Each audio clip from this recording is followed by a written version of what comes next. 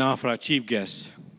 Raj Sharma is the MD and head of the Sharma Group, a high-end advisory boutique with Merrill Lynch Private Wealth Division. He has been recognized as one of America's top 100 advisors by Barron's Magazine for 15 consecutive years.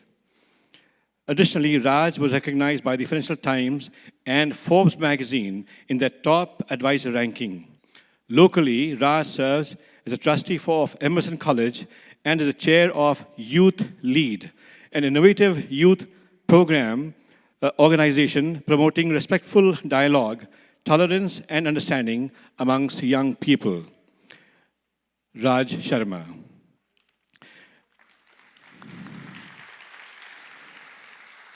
And now for the young lady, Nalini Sharma is on the board of advisors of the Museum of Fine Arts, Boston, and is spearheading leader on the Curators Circle for South Asian and Middle Eastern art.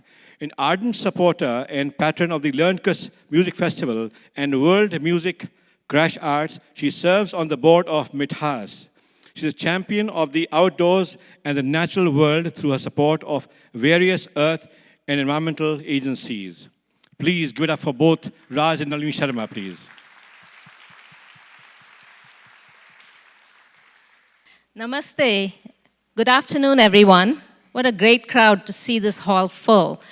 I'd like to thank the leaders of Vision Aid, Revati, Ram, Syed Ali Rizvi, and the whole organization for giving us the honor of being chief guests for their annual fundraising event and today's dance program.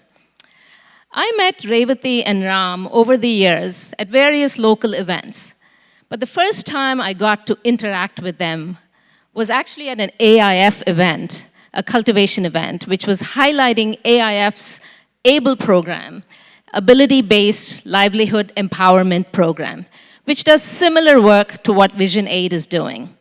Until then, I had heard about Vision Aid, and I thought it was another large international organization with many offices and many people running it around the world.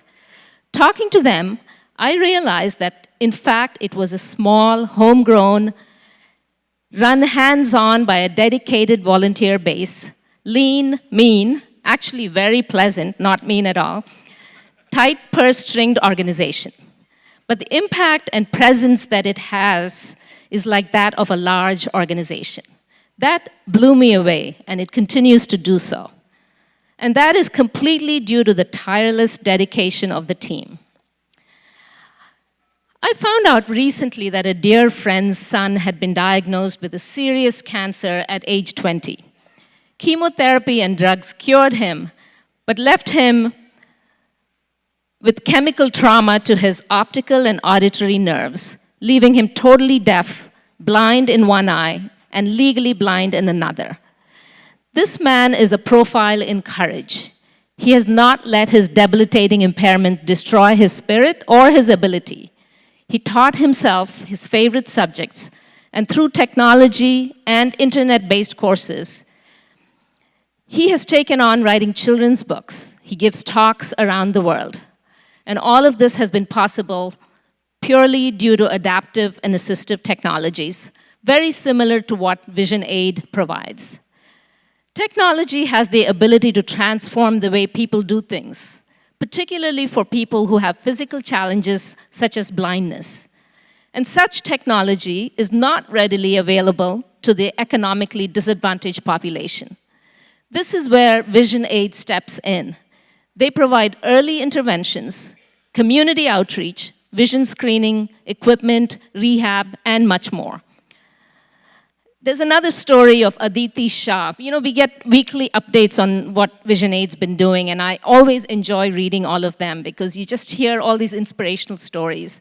Aditi Shah is a beneficiary of Vision Aid's interventions, and it's an inspiring one. Diagnosed with a degenerative eye disease at age 11, which left her completely blind by age 15, she overcame multitudes of hurdles to go on to successful education at the University of Mumbai, and now she's at Georgia Tech. And now she has a career in cybersecurity, thanks to Vision Aid's assistance.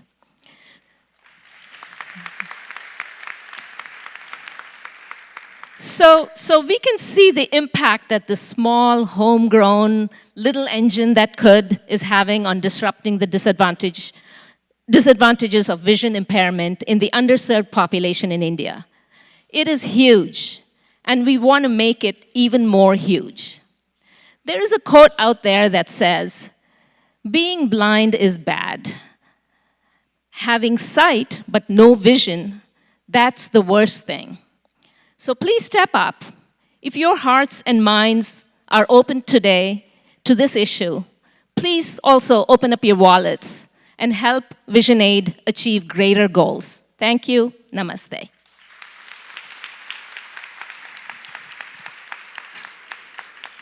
You know, my wife is not an easy act to follow, so I've got to work very hard now to, make sure I say something meaningful. First of all,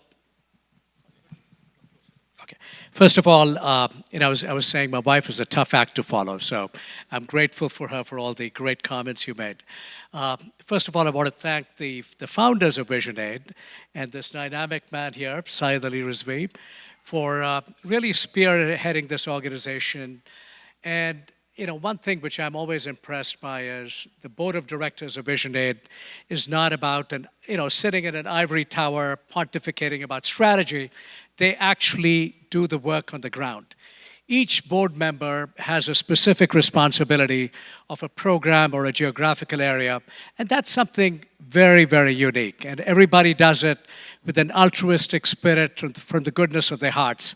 So a big round of applause to the three of them and the entire board of directors. So Helen Keller, we all have heard about Helen Keller, the great American author and activist. She said once, "The best and most important things in life cannot be seen or touched. They must be felt with the heart." And that's how I felt the first time I met Ram and Revathi. They were genuine, they were humble, and they were authentic. And their personal story and their personal struggles is inspiration itself to support an organization like VisionAid. Thank you so much. VisionAid is unique in many respects. Number one, as Ram has so lucidly talked about the model. They've developed a model for vision impairment. So these are for people whose vision cannot be cured, at least by modern science right now. And to help them see the light of the day, help them become independent, resourceful, and positive contributing members of society is itself a major thing which any organization can do. And I think VisionAid has also got another major thing to it. It's about collective philanthropy. They don't do it alone. You partner with many organizations in India, the Shroff Hospital, Shankara Vidyalaya, Aravind Hospital, and that's the power of collective philanthropy, in my opinion. India has many problems, and over the past 10 years, I've gotten quite involved with AIF, and going to India every year and seeing programs on the ground, and all the great organizations in Boston, Ekal Vidyalaya, Akshaya Patra, or Pratham, do phenomenal work. But that probably only touches 1% of India or less. And our goal is for all these organizations to have an impact and catalyze local people, philanthropists in India, so that we start a big movement of philanthropy. So Indians in India start to give. And that is sort of our collective goal, so that we unleash the power of philanthropy. We've done it in the United States, but we still have work to do in India. It's not happening fast enough. The story of VisionAid, in my opinion, is one person at a time. And like Nalini was giving an example, I was moved by the example of Ankit Deb from Kolkata, India, and how he was a very talented student, but he had lost 75% of his vision. And VisionAid came to his intervention because his teachers had given up, even his parents had given up, but VisionAid gave him hope. And today he's doing his bachelor's in electrical engineering. And the young man has a bright future ahead. And think of what he can contribute to society. And VisionAid is an example of an organization which does 150% with all the funds they have. First of all, there's no overhead in the United States. None of the board members receive any remuneration, and that is quite remarkable. Imagine whatever money you give today will go directly to the program. So that's quite remarkable for any organization. So for $1,000, you can impact 20 individuals in various stages of vision impairment. So my challenge to you tonight is if 100 of you can give $1,000 apiece, and many of you already have given, and if you can reach in and give $1,000 apiece, that'll collectively impact over 2,000 people in India. And I'm sure many of you have given, many of you are thinking about it. I'm a wealth management advisor by day. And so what does $1,000 mean? The United States government is one of the few governments to subsidize philanthropy. And if you do it properly, the $1,000 means you're only giving $600. You get $400 back as a charitable deduction. And again, everybody's situation is different. But that's the power of philanthropy, and I'm sure all of you are here to support this great cause, but also raise money. Thank you very much for your time. Thank you so much, Raj and Nalini. And friends, we are now at the end of the opening segment. But before we close, we have a very, very exciting announcement. So you heard the passion, you heard the story of Aditi Shah. You'll be seeing her shortly on a film which we'll screen just before we end the program. You also heard Raj talk about the Lean and Mean organization and how we need to support it. And they have actually come in with 2 other anonymous donors today with a matching challenge. So together, the chief guest and 2 anonymous donors have created a match of $55,000. So please, so every new donation, so this applies this specific terms, donations which were already made do not count. So any new donation made today from now for the next 24 hours is counted towards the match. So this is a great time to actually think about coming in with your support, because every donation which you make today is doubled with the match. So thank you so much, Raj and Nalini, for taking the time to join us and for this wonderful match. Thanks to the 2 anonymous donors as well for making this match possible. And we now close the segment.